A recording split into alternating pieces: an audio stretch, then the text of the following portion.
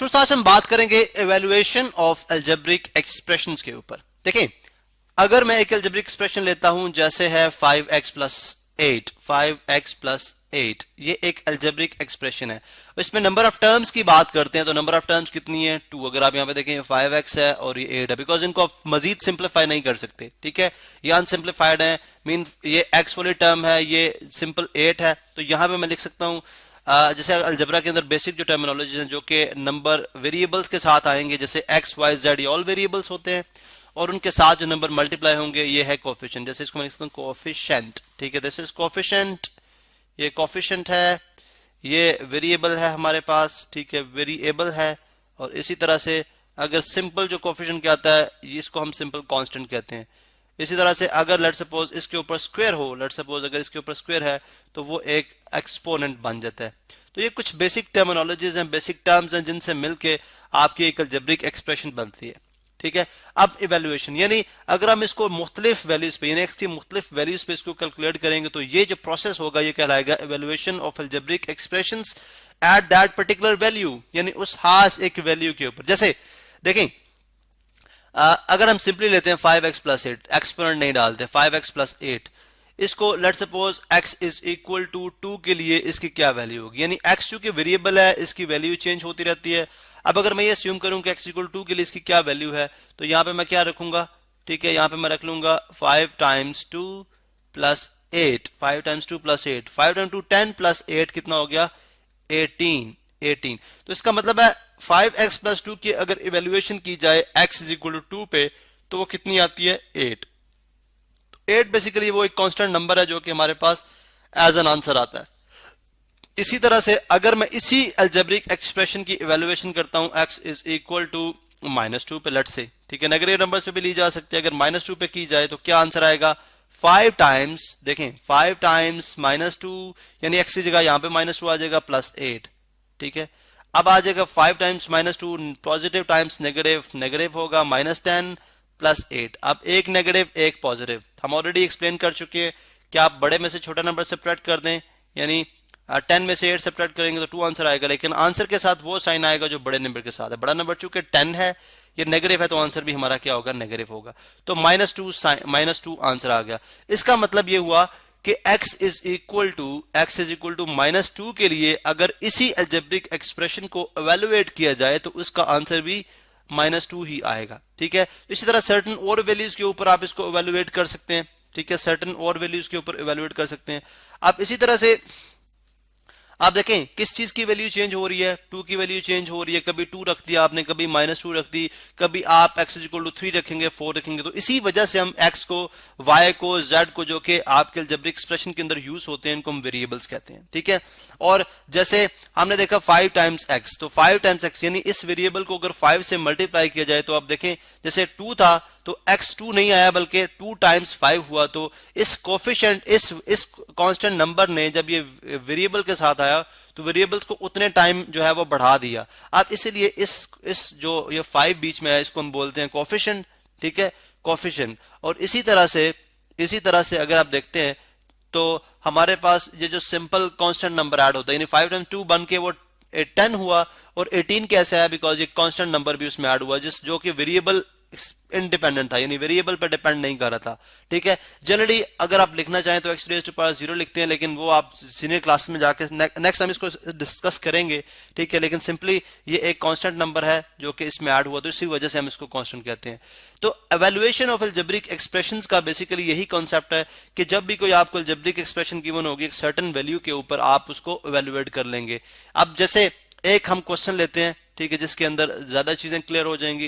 जैसे क्वेश्चन है जी a times b, ठीक है, फिर उसके बाद ये स्क्वायर ब्रैकेट आ गई, फिर आपकी पैरेंथेसिस आ गई 3b minus c minus a।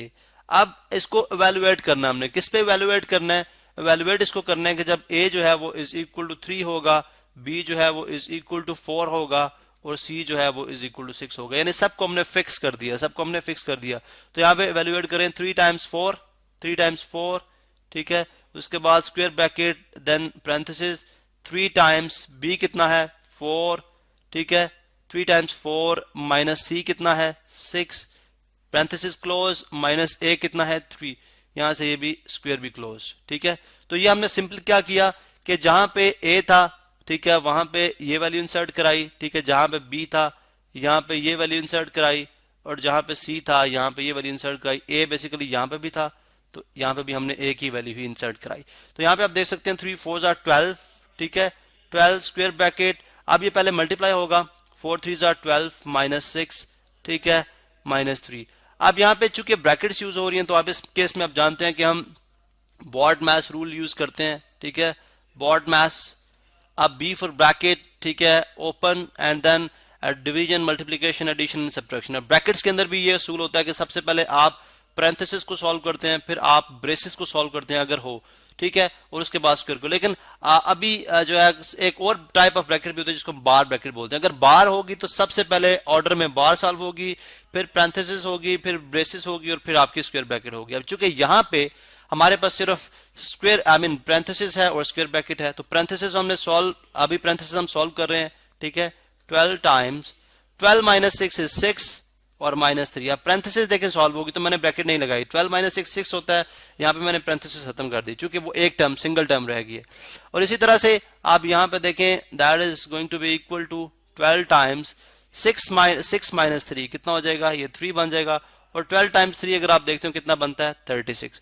तो इसका मतलब है इस अलजेब्रिक एक्सप्रेशन की A3, B4 और C6 के ऊपर जो इवेल्युएशन आती है वो कितनी आती है, 36 आती है। इस तरह से हम जो है इवेल्युएशन ऑफ अलजेब्रिक एक्सप्रेशंस करते हैं।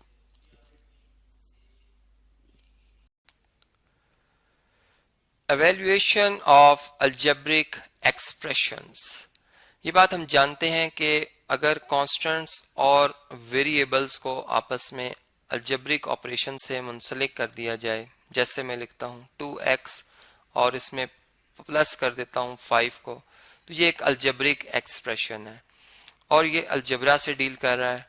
अब इसमें x एक वेरिएबल क्वांटिटी है, मतलब एक ऐसी क्वांटिटी जो मुख्तलिफ वैल्यूज रखती है। अब अगर मैं यूं कहूँ कि इस अलजेब्रिक एक्सप्रेशन में अगर x वेरिएबल एक कांस्टेंट 2 के बराबर हो जाए तो फिर ये अलजेब्रिक एक्सप्रेशन भी एक कांस्टेंट के इक्वल हो जाएगा, जो कि इटसेल्फ एक अलजेब्रिक एक्सप्रेशन ही है। तो ये आप देख सकते हैं कि इसमें x की जगह मैंने 2 पुट किया और इसमें फिर 5 जो कांस्टेंट है वो ऐड किया, तो मेरे पास आंसर 4 यानी 2 2 ज़ा 4 प्लस 5 आ गया जो 9 के बराबर है। तो ये मैं कहूँगा कि ये 9 जो है ये इस अलजेब्रिक एक्सप्रेशन की वैल्यू है, और इस तरह से मैंने इस अलजेब्रिक एक्सप्रेशन को एवेल्युएट किया एट x इक्वल टू 2 पे।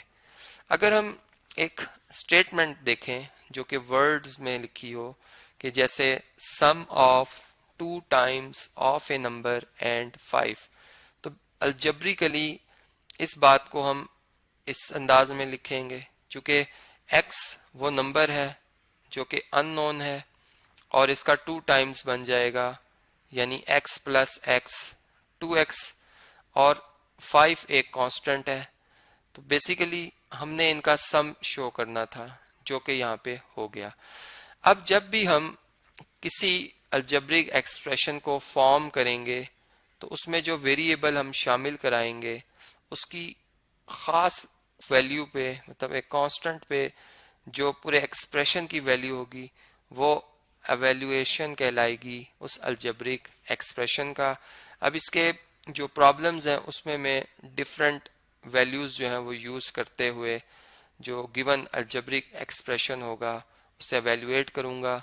इस एक्सप्रेशन में तो एक ही वेरिएबल है, उनमें मैं 2 3 या इससे ज़्यादा वेरिएबल वाले एक्सप्रेशन भी इस्तेमाल करूँगा।